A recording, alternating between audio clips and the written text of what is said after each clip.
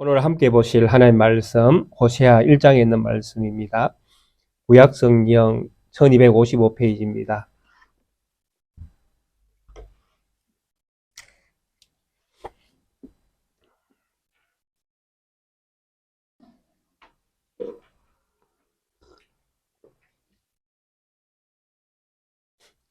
구약성경 1255페이지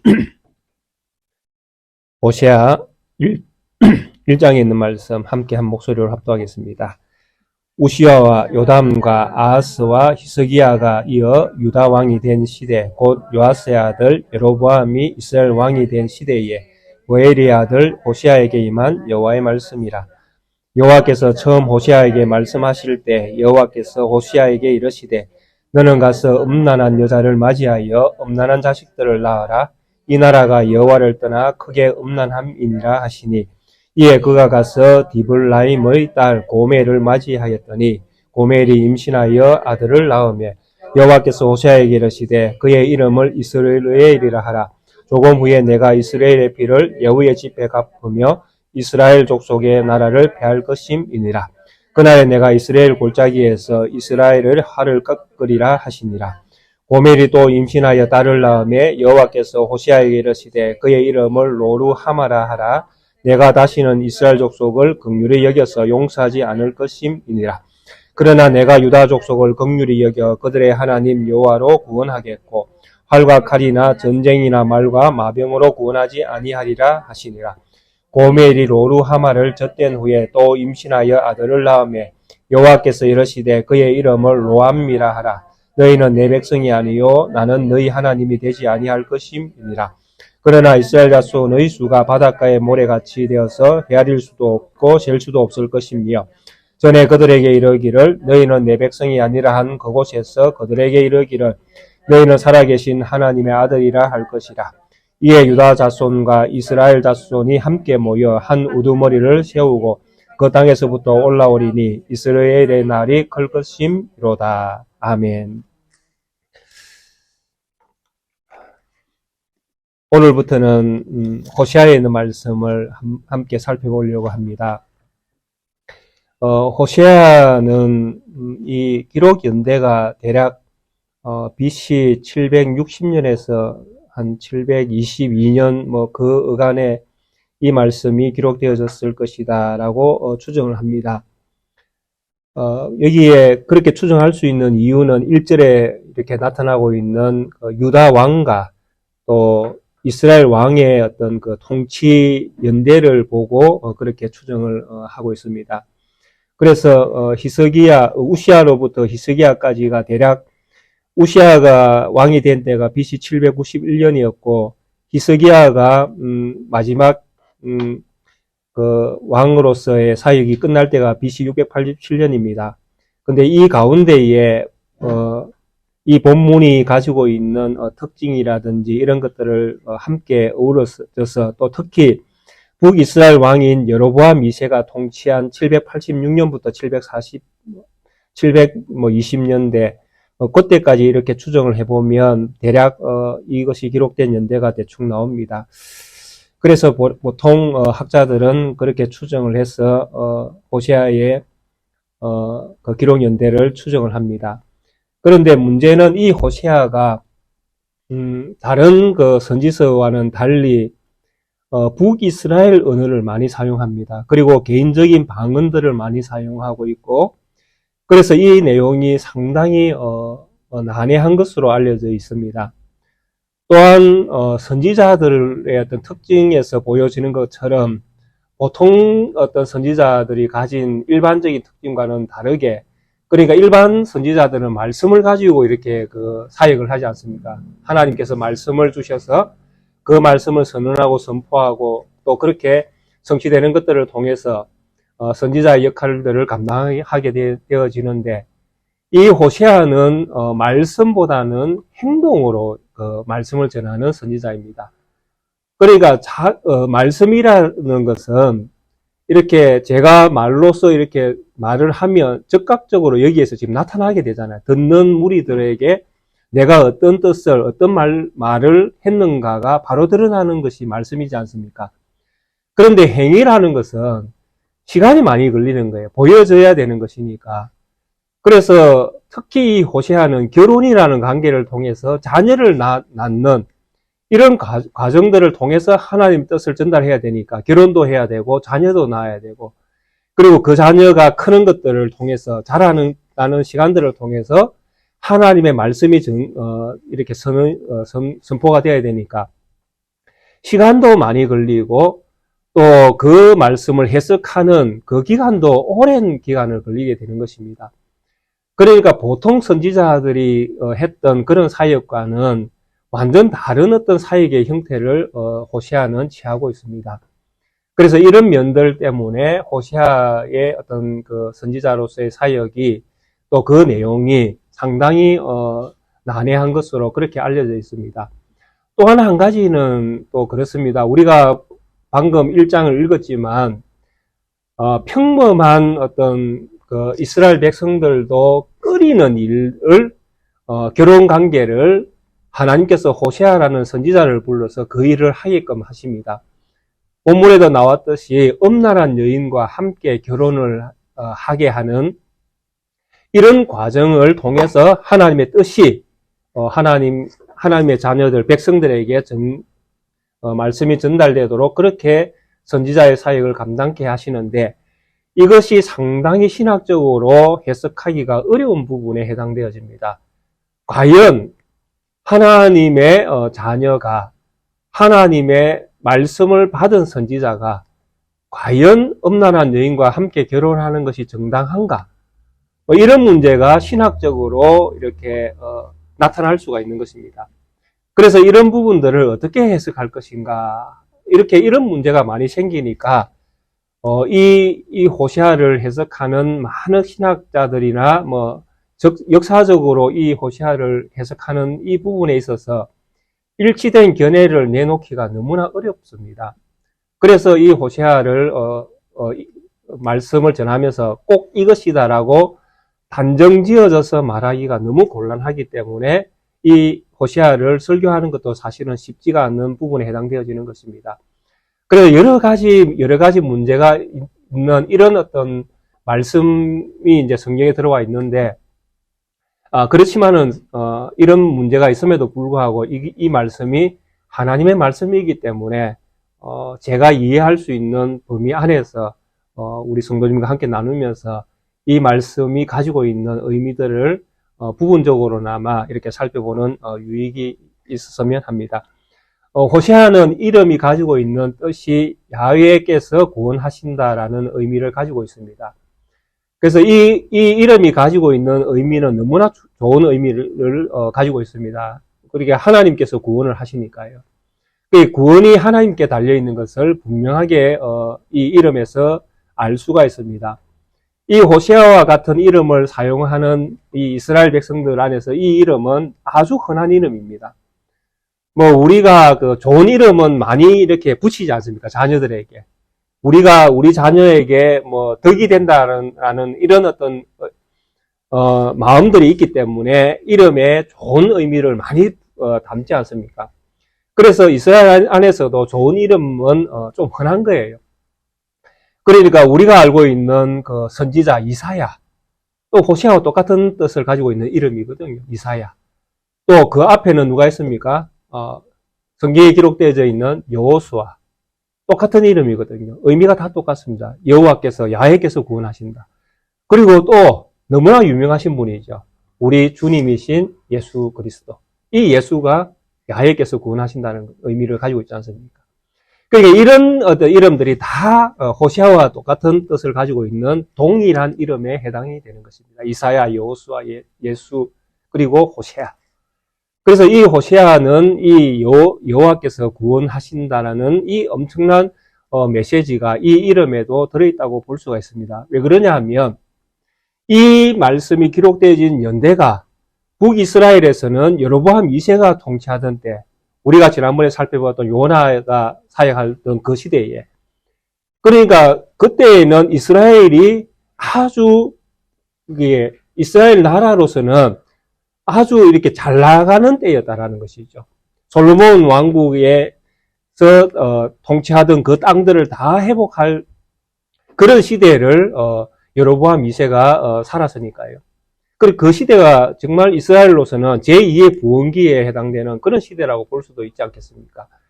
그러니까 뭔가 풍족해지면, 뭔가 우리의 삶에 차고 넘치는 어떤 현상들이 일어나면 그 안에 사람이 사는 그 세계 속에는 뭐가 넘치는가 하면 정치, 문화, 도덕, 윤리 이런 모든 부분에서 하나님과 반대 방향의 어떤 성향들이 많이 일어나는 것입니다. 그러니까 정치적으로는 뭐 더 확장하려고 하고 더 잡아먹으려고 하고 문화, 뭐 종교 이런 데서는 더 배교 현상들이 많이 일어나는 것이죠.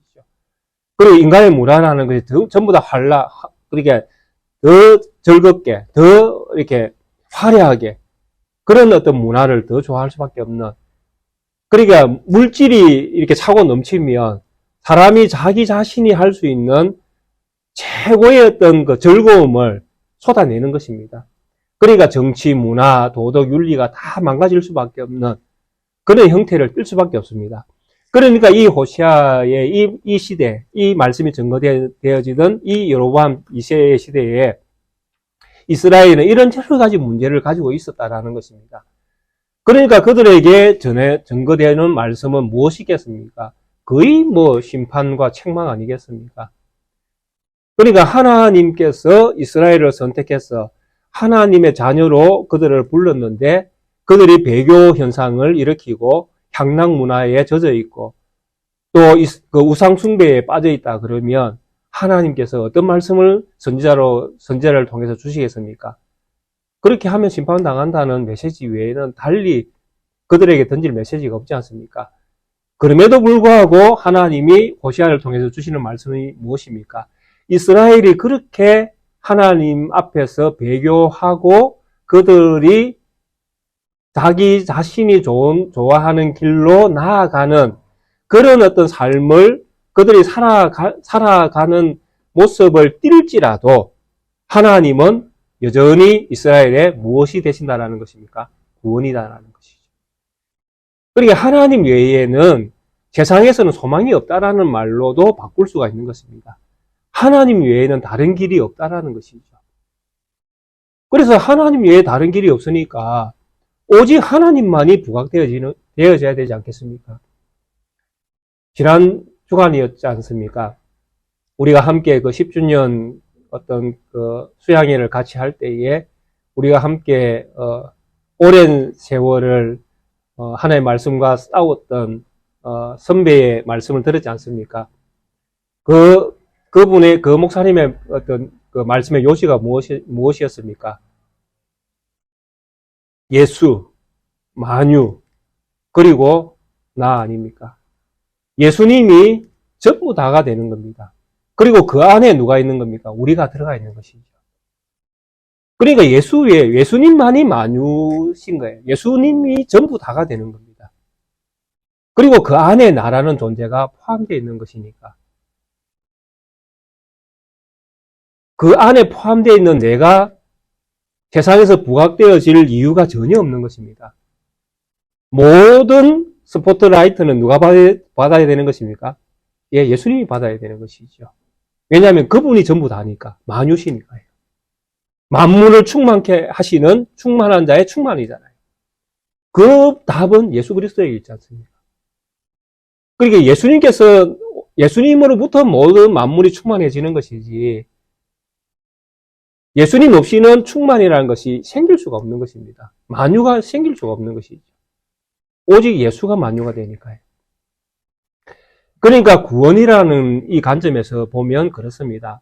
이 구원이라는 것은 여호와가 야훼 하나님이 구원이 되시지 우리가 뭔가 잘났어 내가 뭔가 열심을 내어서 내가 뭔가 헌신을 했기 때문에 내가 구원을 받는다 이런 논리는 성경에 없다고 봐야 되는 것이죠.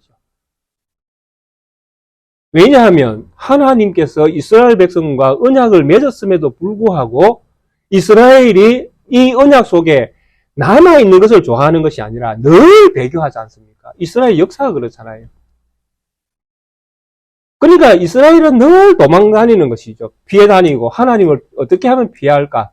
어떻게 하면 하나님으로부터 숨어 지낼 수 있을까? 물론 뭐 마음을 그렇게 하는 것이 아니라 그들의 삶이 그렇게 보인다라는 것입니다. 내 배교하고 뭐 더 이 세상에서 더 잘 되는 것을 찾아서 그것을 향해서 다름질하는 그런 어떤 인생의 어떤 목표를 이스라엘 백성들이 가지고 있는 것처럼 보여지니까 꼭 그들은 우리의 소망은 이 세상이다라는 그런 어떤 삶을 자꾸 살아내니까 하나님은 끊임없이 그들을 책망할 수밖에 없는 것입니다. 여호와께로 돌아와라. 여호와께로 돌아와라. 여호와가 구원이시다. 하나님만이 구원이시다. 이것을 계속 하나님께서는 이스라엘 백성에게 선언할 수밖에 없는, 그래서 수많은 선지자들이 이 말씀을 통해서 하나님의 뜻을 전했는데, 이 호세아는 특별히 자기의 어떤 인생을 걸고 자기의 삶의 전부 다를 걸고 자기가 살아내는 삶을 통해서 하나님이 왜 구원이신가를 이스라엘 자손들에게, 배교한 이스라엘 백성들에게 그의 삶을 통해서 그들을 책망하고 심판하고 구원이 하나님께 있음을 선언하는 그 사역을 감당하고 있다는 것입니다.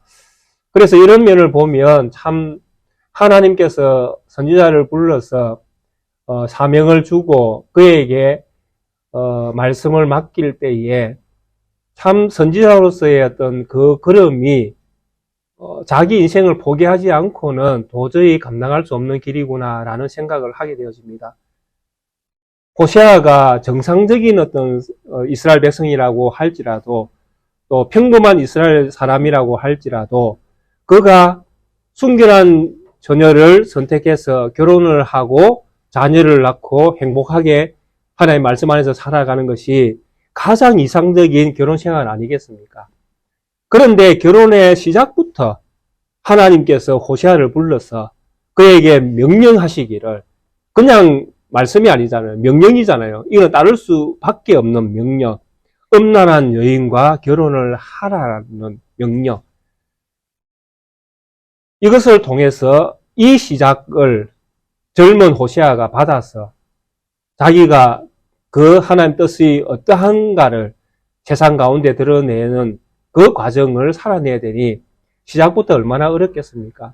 그래서 이런 어떤 호세아의 어떤 아픔, 또 어려운 어떤 선지자로서의 어떤 역할, 이런 것들을 함께 고민하면서 호세아의 말씀을 함께 이렇게 살펴보도록 하겠습니다. 1절에는 이미 호세아가 기록된 연대를 밝히고 있습니다. 그리고 보엘이의 아들이라고 했는데 사실 이 보엘이가 누구인지도 사실 잘 모르는 것이 일반적입니다. 그래서 이런 정보는 없습니다. 그러나 호세아가 북이스라엘 사람이라는 어떤 추측은 가능한 것입니다. 그래서 호세아가 북이스라엘 사람으로서 북이스라엘을 위한 메시지를 전한 유일한 선지자로 그렇게 알려져 있습니다. 그리고 2절에 이렇게 하나님께서 말씀하십니다. 호세아에게 말씀하실 때 여호와께서 호세아에게 이르시되 너는 가서 음란한 여자를 맞이하여 음란한 자식을 낳으라. 이 나라가 여호와를 떠나 크게 행음함이니라. 그래서 호세아가 음란한 여자를 맞이해야 될 이유가 한 가지가 있습니다. 그것이 무엇이냐라고 할 때에 바로 하나님의 뜻을 이 이스라엘 백성에게 전달하는 것입니다. 그런데 이 백성이 지금 어떤 상태에 있다라는 것입니까? 음란한 상태에 있다라는 것입니다. 그러니까 이 백성 전체가 지금 여호와를 떠나서 크게 음란하였다라는 것은 하나님 앞에서 하나님의 백성의 음란은 배교 현상을 이야기하는 것입니다. 그러니까 그들이 하나님에 대한 신앙을 버렸다라고 말씀을 하고 있는 것입니다. 하나님께서는 끊임없이 이스라엘 백성이 순결한 신부가 되기를 원하십니다. 하나님이 이스라엘 백성과 언약을 맺을 때에도 이스라엘 백성이 하나님 앞에서 맹세한 것이 있습니다. 그것이 무엇입니까? 우리는 오직 여호와 하나님만을 섬기겠다라는 것이죠. 그것이 언약을 맺을 때에 이스라엘 백성들이 한 하나님 앞에서의 고백이었습니다. 우리는 하나님만을 섬기겠습니다. 우리의 신은, 우리의 구원자는 여호와 하나님 외에는 이 세상에 없습니다라고 고백을 했던, 그렇게 해서 언약이 맺어졌던 백성이 이스라엘입니다. 그런데 이 이스라엘이 하나님을 떠났다라는 것이죠. 배교해서 크게 음란한 여인으로 그들이 변해 있었다라고 말씀을 하시는 겁니다. 그러면서 하나님께서 이것을 보여주기 위해서 하나님의 순결한 신부 호세아, 선지자를 취해서 그에게 음란한 여인과 함께 결혼하게 하시는 것입니다. 참 이해할 수 없는 부분입니다. 왜 이해할 수 없는 부분이냐 하면 이 고멜이라는 여인, 음란한 여인이 음란한 여인으로서 이스라엘 안에 여전히 존재한다는 것도 사실은 이해하기가 어려운 부분이고요. 왜 그렇습니까? 음란한 여인에 대한 율법이 가르치는 교훈이 무엇입니까? 예, 죽이는 것이지요.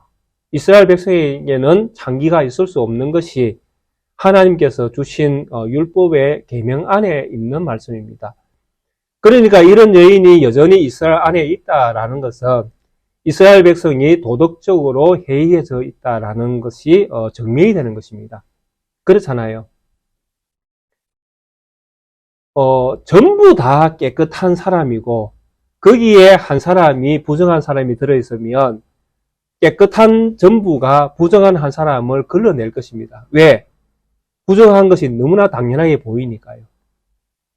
그런데 다수의 부정한 사람이 소수의 깨끗한 사람과 함께 어우러져 있다면 다수의 부정함은 부정한 것처럼 여겨지지 않습니다. 그렇잖아요. 오히려 깨끗한 사람이 이상한 사람이 되는 것입니다. 이때에는 왜 너는 왜 안 하지? 이렇게 되는 것이죠. 너는 왜 잘난 체 하나? 이렇게 될 수가 있는 것입니다. 그런데 음란한 여인인 이 고멜이 여전히 이스라엘 백성들 안에 살 수 있다라는 것은 이스라엘 백성 전체가 하나의 음란한 어떤 여인인 고멜처럼 되어 있다라고 그렇게 우리가 바라볼 수밖에 없다라는 것입니다. 이것이 일상이었다라는 것이죠. 누구에게? 이스라엘 백성들. 이 시대, 여로보암 2세의 시대에 이스라엘 상황이라는 것은 음란한 이 행위를 하는 것은 너무나 일상적이었을 가능성이 너무나 크다라는 것입니다. 그러니까 서로가 서로에게 음란한 것인 줄 모르는 것이죠. 다 용납이 되는, 이렇게 해도 용납이 되고 저렇게 해도 용납이 되는.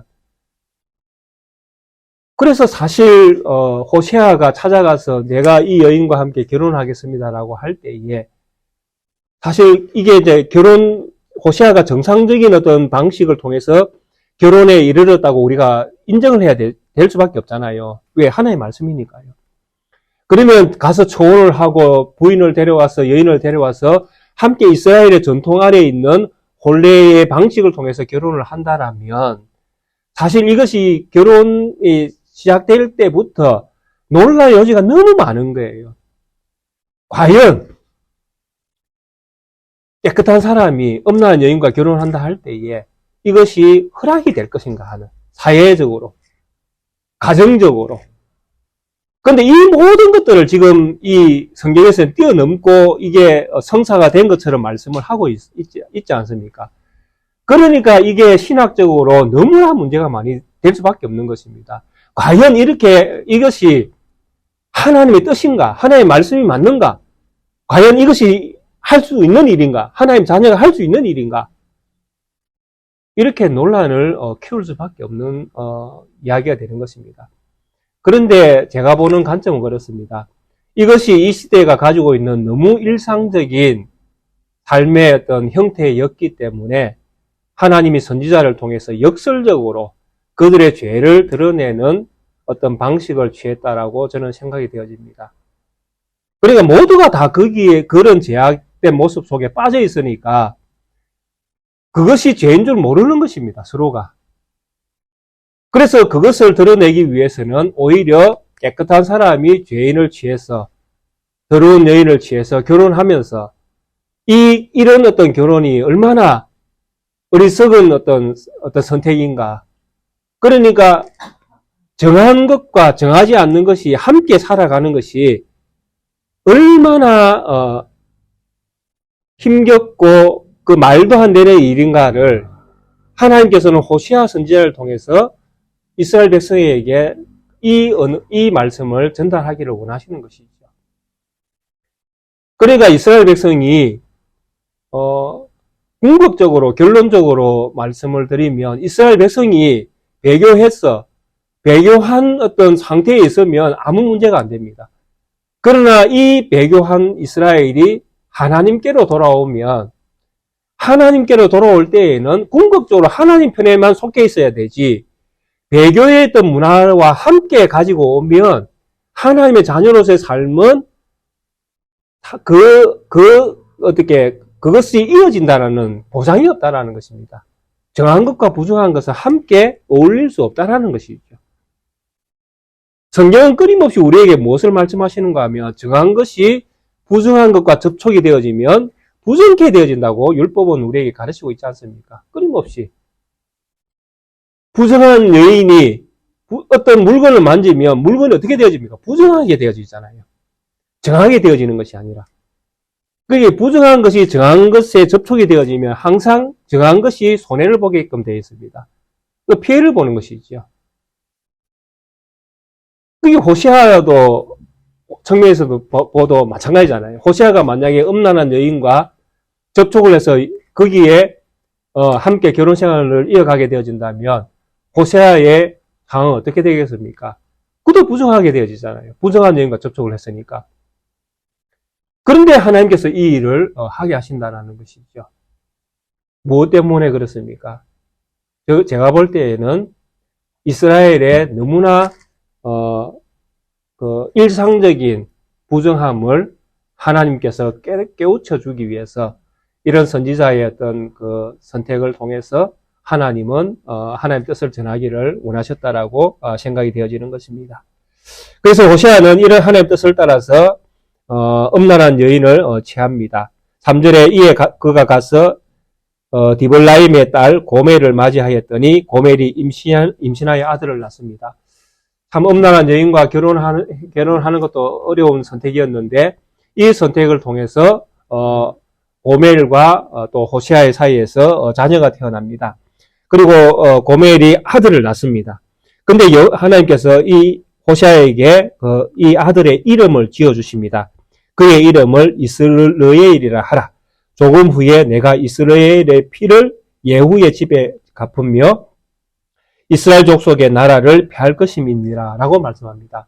그래서 하나님께서 호세아와 고멜 사이에서 태어난 아이를 통해서 하나님께서 이스라엘 백성들에게 메시지를 던집니다.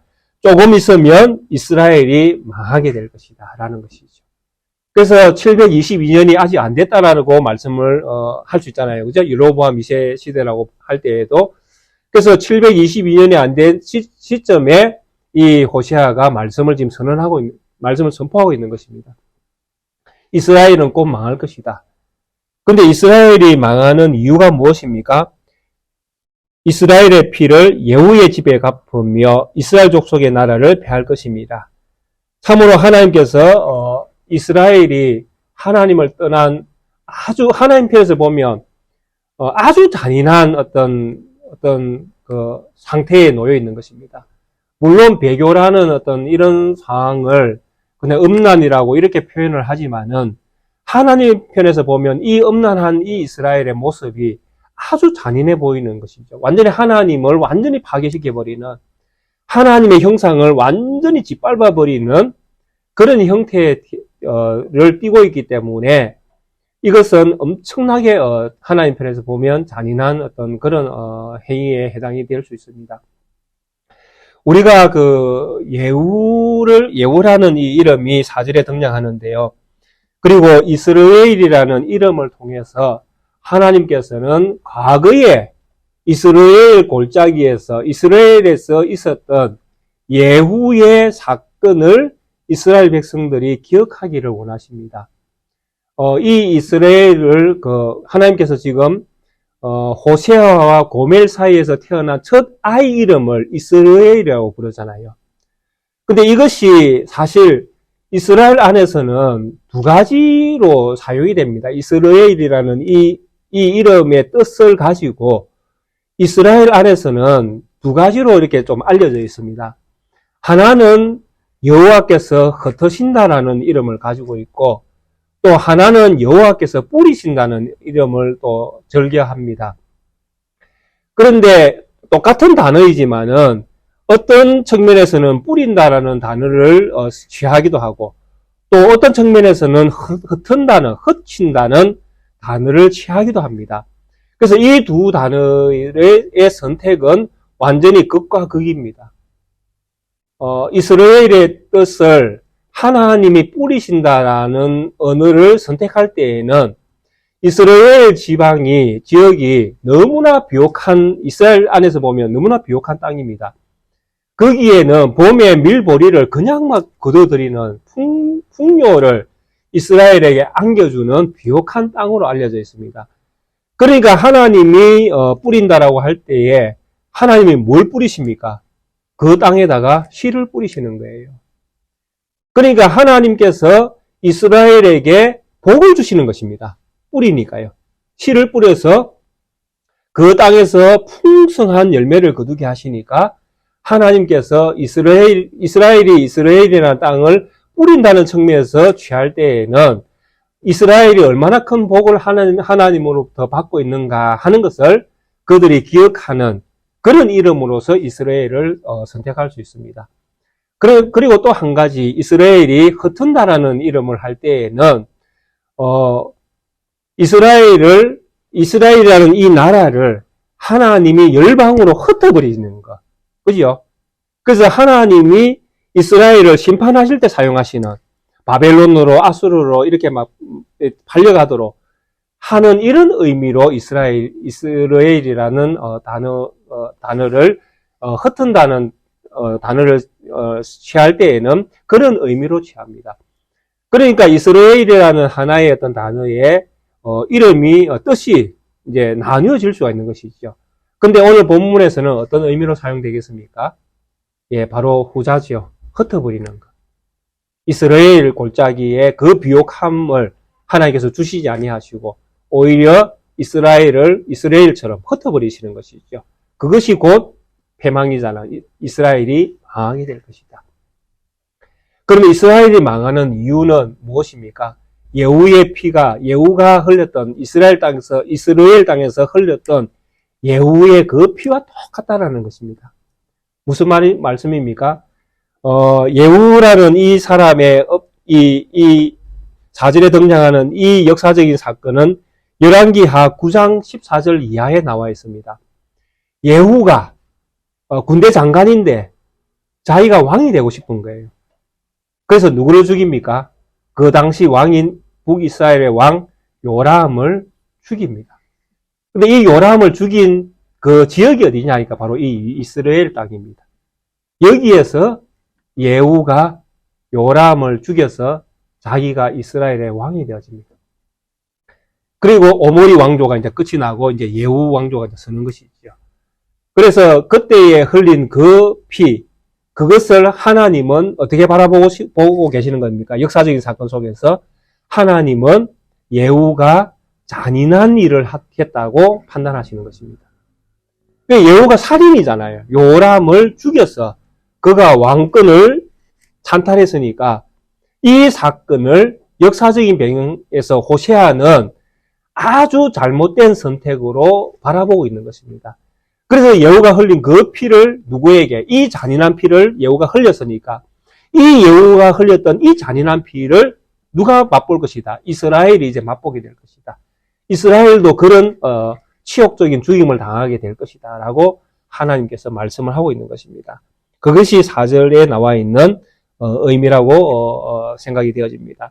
그래서 이 이스라엘이라는 호세아와 고멜을 통해서 난 이 아들 이스라엘이라는 이 이름을 가지고 하나님이 이스라엘 백성들에게 그 시대의 이스라엘 백성들에게 메시지를 던지고 있는 것입니다. 너희는 망하게 될 것이다. 너희는 잔인하게 죽임을 당하게 될 것이다. 그렇죠? 이스라엘의 어떤 망함은 철저하게 파괴입니다. 아수르에서 망하고 또 바벨론에서 망하게 되어지는 그 과정들을 바라보시면 정말 잔인할 정도로 이스라엘 백성들이 굶어 죽고 맞아 죽고 찔려 죽고 팔려가고 그 시대의 가장 악한 어떤 그 전쟁의 수모는 다 겪는 것이죠. 그렇게 그래서 이 예언이 성취되기까지 시간이 참 많이 걸립니다. 호세아가 결혼을 했죠. 결혼해서 이스라엘을 낳으려면 적어도 10달은 걸려야 되지 않습니까? 10달을 걸려서 아이를 낳을 때에 이스라엘이니까. 그러니까 호세아의 어떤 그 첫 번째 말씀이 이스라엘 백성에게 던져지는 데에는 물론 음란한 여인을 통해서부터 선택하는 걸 통해서부터 메시지는 지금 전달되고 있지만은 이 메시지가 하나 전달되어지고 또 하나 전달되기 위해서는 10달이라는 1년이라는 시간이 쭉 흘러가고 있다는 것입니다. 그러니까 이런 어떤 삶을 살아내는 선지자의 사명이 과연 어떤 길이겠습니까? 예수님께서 제자들에게 하신 말씀과 똑같다고 저는 이해가 되어집니다. 누구든지 나를 따라오려거든 자기 자신을 부인하고 네 십자가를 지고 나를 쫓아라. 이 믿음이 없으면 선지자의 길을 걸어갈 수가 없는 것이죠. 우리가 이 성경에서 이런 행위를 가지고 하나님의 뜻을 전달한 선지자가 몇몇 있습니다. 사실 이사야도 그랬고 예레미야도 그랬고 에스겔도 그랬거든요. 근데 이분들은 잠시 잠깐이에요. 조금 길게 한 사람은 이사야거든요. 빨가벗고 3년을 돌아다녔으니까요. 그러니까 이사야 같은 경우에는 상당히 오랜 기간 한 3년 정도 걸렸으니까 오랜 기간 그가 행위로 하나님의 뜻을 전달하기도 했었거든요. 근데 이 호세아처럼 결혼이라는 관계를 통해서 꾸준하게 40년이라는 세월 동안 그렇게 말씀을 전하는 것은 쉽지 않았을 것 같습니다. 그래서 우리가 십자가를 지고 주님을 따르는 이 걸음이 우리의 인생에서 진짜 수많은 어떤 그 굴곡을 지날 수밖에 없는 것입니다. 유혹도 많이 받을 수밖에 없고 또 돌아갈까 멈춰설까 뒤돌아볼까 내가 잘못 가는 건 아닌가 끊임없이 우리 인생에서는 이 십자가를 지고 가는 이 문제에 있어서 고민을 할 수밖에 없는 것입니다.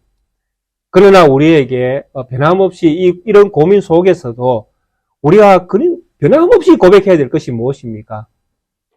우리가 잊지 말아야 될 것. 물론 고백도 고백이지만은 우리가 잊지 말아야 될, 붙들어야 될 유일한 우리의 소망된 말씀이 무엇이겠습니까?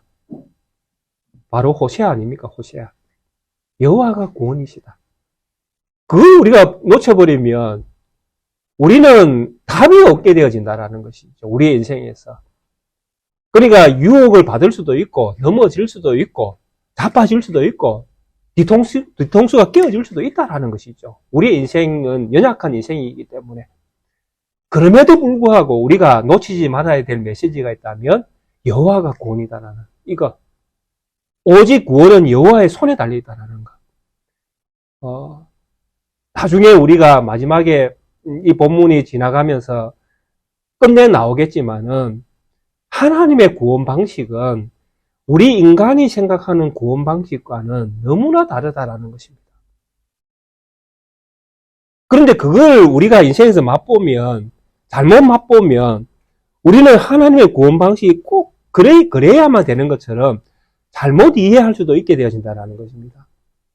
예를 들면 요한복음 2장에 보면 그 38년 된 병자를 나수는 예수님의 4장입니까? 5장입니까? 거기에 보면 하나님께서 그 38년 된 병자를 낫게 하는 그 장면이 나오지 않습니까? 그래서 38년 된 병자가 낫습니다. 나음을 입습니다. 그가 치료를 받는 것이죠. 무엇을 통해서? 예수님의 말씀 한마디에 네 자리를 들고 일어나 걸어가라. 38년 동안 걸어본 적이 없는데 갑자기 어떤 분이 한 분 떡 나타나서 묻습니다. 네 낫고 싶나? 예, 낫고 싶습니다. 근데 누가 천사가 물을 동할 때에 누가 저 물에 나를 먼저 데려가는 사람이 없어서 지금까지 내가 38년 동안 한 번도 걸어보지 못하고 내가 이렇게 살아가고 있습니다. 그래? 네 자리를 들고 일어나 걸어가라. 그러니까 다리에 힘이 생기고 걸음이 걸리는 겁니다. 누군지도 모릅니다. 근데 유대인들이 난리가 났습니다. 네가 안식일에, 안식일날 이 일을 예수님께서 하셨거든요. 네가 안식일에 네 자리를 들고 걸어가는 것이 마땅치 않다. 도대체 그런 일을 도대체 네가 어떻게 할 수 있느냐? 안식일에 하지 말아야 될 일을 네가 하고 있다. 너무나 다르잖아요. 예수님의 시각과 유대인들의 시각이 너무나 다르지 않습니까? 그러니까 이 38년 된 병자가 나를 낫게 한 그분이 그리 하라고 해서 내가 한 거다. 예수님 누군지 모르는 거예요. 그래서 뒤에 예수님께서 만나서 말씀하십니다. 네가 네 몸에 더 심한 것이 생기지 않도록 다시는 죄를 범하지 말라. 그러니까 이분이 예수님이구나 라고 알고 나가서 나를 낫게 하신 분은 예수님이다 라고 하는 겁니다. 이런 이적들을 경험하면 대부분의 사람들은 이 이적에 사로잡히는 거예요. 38년 동안 내가 낫지 못했는데 내가 치유함을 받았지 않습니까? 그래야 38년 동안 걷지 못한 사람이 걷다가 안 아플 수 있습니까? 또 아플 수 있잖아요. 감기에 걸릴 수 있고, 다리가 부러질 수 있고, 차에 맞힐 수도 있고, 여러 가지 자기 인생에 또 다른 일들을 경험하게 되어지잖아요. 근데 예수님께서는 이 사람에게 무엇을 말씀하셨습니까? 다시는 죄를 범하지 말라고 말씀하셨지, 또 낫고자 기도하라고 가르치지 않았다라는 것입니다. 근데 대부분의 사람들은 무엇에 집착합니까? 낫는 데 집착한다라는 것이죠. 우리가 받은 구원에 집착하는 것이 아니라 내가 낫는 데 관심을 가진다라는 것입니다. 이스라엘이 풍족해지니까 병자가 낫는 것은 이 병자에게는 무엇이 생긴 거예요? 풍족함이 생긴 거잖아요. 걷지 못하다가 그러니까 얼마나 하고 싶은 일들을 많이 할 수 있어요. 자기가 할 수 없는 일들을 하게 되어지니 얼마나 자기가 풍족해졌잖아요. 우리의 인생도 마찬가지지 않습니까?